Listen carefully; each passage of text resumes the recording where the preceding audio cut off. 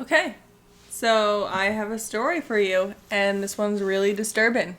Awesome, okay. When 21-year-old Runa, also known by the name Phoenix Luna, began dating Yuka Takeoka, their relationship seemed pretty normal. By Luna's own admission, he always had the impression that she was a good girl. But when Yuka began to feel the sharp sting of jealousy, their love story became a nightmare for him, an immediate sensation for many. We are the Cult of Greg, and thank you for joining us.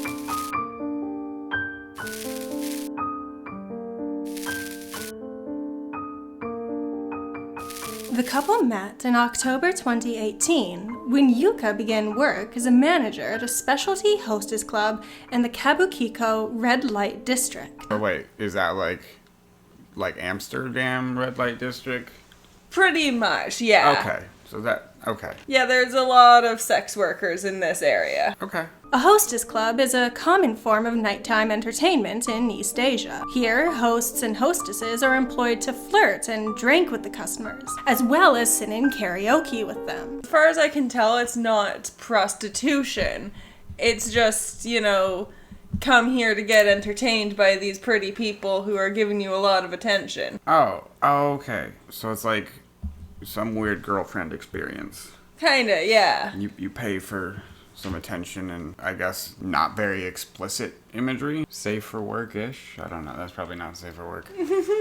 Phoenix Luna was employed at the same club as a host, and by all reports, he was incredibly popular amongst the customers. At one point, he even bragged about being among the most popular hosts there. And one of the customers who made him so popular was actually Yuka herself. Wait, so what's happening here?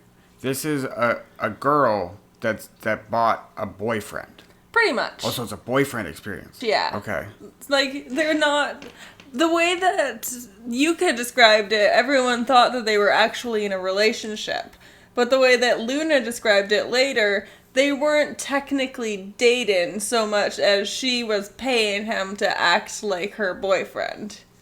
Okay. Alright, that might start to get problematic. Some reports claim that the two of them began dating and that they even moved in together 3 days before the incident occurred. But according to Luna himself, at the time he was living out of a residence provided by the club, while Yuka lived in the same residence. According to him, Yuka just happened to be his most enthusiastic client, who provided him with plenty of money, attention, and success at the club. Luna had become estranged from his family while he was still in elementary school, and had even been homeless for a time before finding work at the club, meaning that he was fairly isolated and had little in terms of support. To quote Luna himself, "I felt like my family was actually made up of the elder hosts at the club."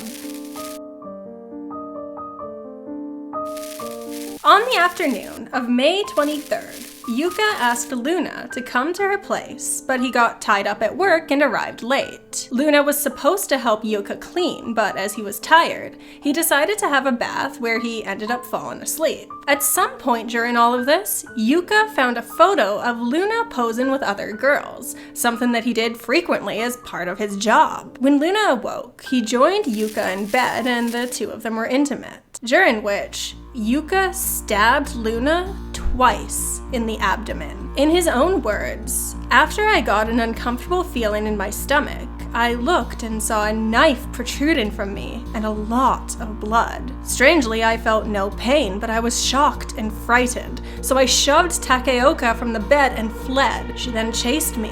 I thought I was dead." Luna managed to get onto the elevator with Yuka on his heels, but once he reached the lobby, he fell unconscious. Man, this went crazy fast, really. Like, this just went from, like, she saw a photo. Yeah. And then straight up stabbed him in the chest. Yeah, that escalated. No conversation.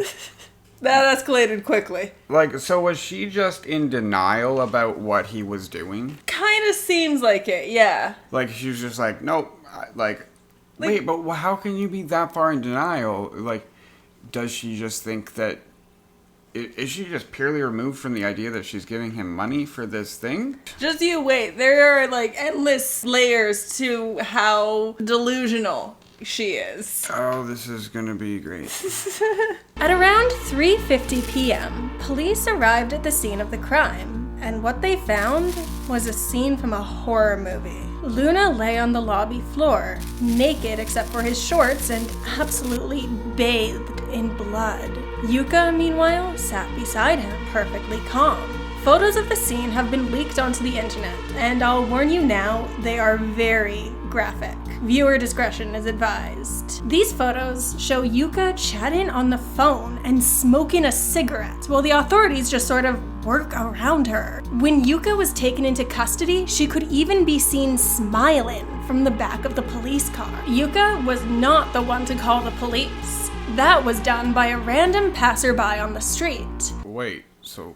Oh. Yeah, Well, why wouldn't they, put her in handcuffs right away? Oh, they did. Oh, they did. She was Yeah. in handcuffs. As soon as the police arrived, they arrested her. But they put her handcuffs on in the front so that she could still talk on the phone? Why didn't they just take her out of there? I don't know. Like, that would have been your first thing. As soon as you arrived there, get her out. Yeah. Okay, so... cops working around her. Yuka had planned on sitting beside Luna and watching him die before she would then take her own life. In Yuka's own words, "Since I loved him so much, I just couldn't help it. After killing him, I too wanted to die." Further exploration into Yuka's motives revealed an exceptionally sick mind. To quote her again, "I wanted to be a tragic heroine. How could I make sure he saw only me? The answer was to kill him. If I kill you, it's forever. Nothing will hurt anymore. I don't want anything other than you." But, that's not how that works. Yeah, no. It's not like he continues to see after he dies. I guess she's just looking to be his last girlfriend, maybe? But they... in her... Okay. Yeah, in her mind. Right. Yuka bragged about asking Luna if he liked her during the attack, believing that his answer in the affirmative was evidence that he still loved her and that she had done the right thing. Well, Luna did not deny telling her that he liked her. He said that his answer was more out of self-preservation than anything. According to him, "I thought that I would die if I got stabbed anymore, and I wanted to call an ambulance. I knew she liked me, so I thought it would stop if I said that." Well, Yuka was taken into custody. Luna was taken to a hospital in critical condition, where he remained So he was still alive. Yeah. Yeah, Oh, he's shit, okay. okay. He survived. Yeah, I actually thought he would have died. No, he's fine. I thought Yuka would have... Why did she go find him? You know? Like, try to mend the relationship? No, continue to stab him or something. What's with the... She she's- wanted to kill him, and then Yeah. she tried to stab him. Well, she stabbed him, and then he ran away. Yeah. And then she just was like... Yeah. He'll bleed out, I guess? Yeah, I guess that was her plan. Because... She would have been more successful if she had stabbed him more, but we're happy that she didn't stab him more. Oh, no, of course. It's just, really weird that she just gave up. Yeah. All right. It is weird. She's allowed to give up. Well, Yuka was taken into custody. Luna was taken to a hospital in critical condition, where he remained in a coma for 5 days. Although he made a full recovery, something that Yuka celebrated with this incredibly inappropriate Instagram post. Wait, she literally said, "The guy I stabbed and wanted to spend the afterlife with sent me this"? Yep. You just admitted to stabbing him. Oh, she never denied it. Well, then what the fuck? Being stabbed in the liver greatly affected his work, as he could no longer drink with his clients. There was one good thing to come out of this. While he was in the hospital, Luna received a visit from his siblings, and the lot of them reconnected. That's nice. Yeah.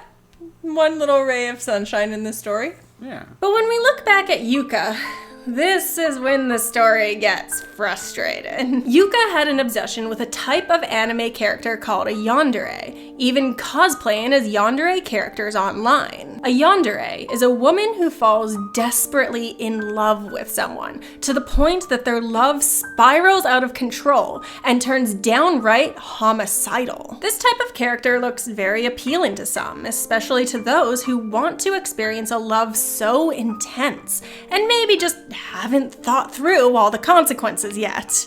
What do you mean? How intense are we talking about here? Stabbing people? I mean, hopefully not, but What do you mean, hopefully not? Like, why is that, like, a possibility? That's intense. Like, it is, but I feel like that the obsession with the yandere type character is this idea of, like, man, I wish someone loved me enough to stab me. so, like, they want to be stabbed themselves? I don't know if they want to be stabbed so much as they just want to be loved to that crazy intense level.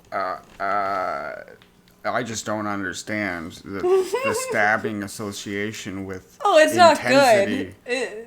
Like, why are the intensities not like there's a love intensity and then there's a I'm gonna stab you and we'll live with you later on in life? There are much healthier ways to be intense. Yeah. That association, paired with Yuka's eerie stillness at the crime scene, meant that Yuka gained, for lack of a better word, a fan base. She became known as the real-life yandere. To this day, searching her name online will produce fan art of her. At one point, there was even a GoFundMe where fans could donate to pay her bail. It was taken down before the end of the month, however, amusingly because it got mass reported and because the guy who set it up didn't realize at the time that Japan doesn't set bail for attempted murder cases. And where did he get this number for the bail? I don't know. I guess he just set a random, like, Yeah, maybe he just set, looked like, up what it was in his state and then set it at that. Okay. I want to see some of this fan art, though. Oh, that's actually, like, what? Like, there's these people that are just... Like, literally, this is fan art of her sitting there at the crime scene. Yeah, that's, like, why are people so obsessed with... It's just like this whole Jeffrey Dahmer thing. Yeah. And looking at the comment section of literally any article about her is, well, depressing. It's depressing, you guys. Like, come on.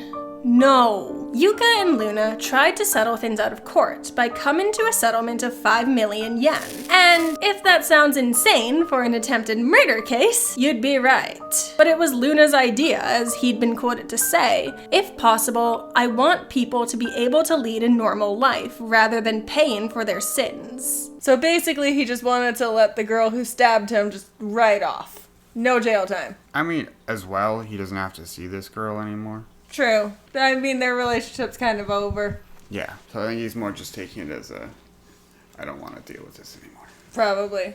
I could understand that. The Tokyo District Court was unsatisfied with this, however, referring to Yuka's crime as selfish and saying that prison time is unavoidable. So what did the legal system determine was a more appropriate punishment for stabbing your partner and coolly smoking a cigarette while watching them bleed out? 3 years and 6 months of jail time. Yeah, at least she got jail time, I guess. I wonder what the normal standard is for... Yeah, so it depends on the circumstance, but generally 6 to 10. Oh. Upon hearing the sentence, Yuka remained still as the grave before her shoulders began quivering and she dissolved into sobs. Luna simply made the statement that he holds no grudge against Yuka, saying, "I think there was a reason for her to stab me. It was also thanks to her that I was able to achieve the sales that I did in less than a year since I became a host. It is our hope here at the Cult of Greg that Phoenix Luna is able to put this horrible event behind him to lead a happy, full life." Thank you for joining us here today. We hope that you will consider joining the cult by clicking that subscribe button. So there, that was our story. That was awesome. I really like that.